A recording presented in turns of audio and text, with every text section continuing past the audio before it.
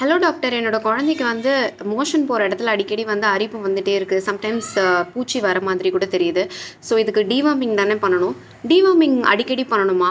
அத பத்தி கொஞ்சம் டீட்டெயில்ஸ் சொல்றீங்களா? பூச்சி மருந்து இதை பற்றி எக்கச்சக்கமான டவுட்ஸ் இருக்குது பேரண்ட்ஸ்க்கு.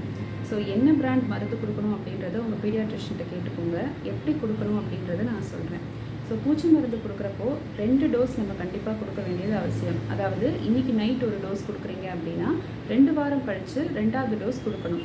ஸோ அப்போ தான் ஒரு கோர்ஸ் கம்ப்ளீட் ஆன மாதிரி அர்த்தம். ஏன்னா இந்த டோஸில் நீங்கள் கொடுத்ததுக்கப்புறம் பூச்சியெல்லாம் வந்து கொஞ்சம் டிஸ்ட்ராய் ஆகி வெளியில் வந்தாலுமே கூட அந்த பூச்சிகளுடைய முட்டைகள் வயிற்றிலே தங்கி இருக்க வாய்ப்பு இருக்குது. ஸோ அதெல்லாம் திரும்ப அகைன் பூச்சியாக வளர்கிறதுக்கு ஒரு 2 வீக்ஸ் டைம் எடுக்கும்.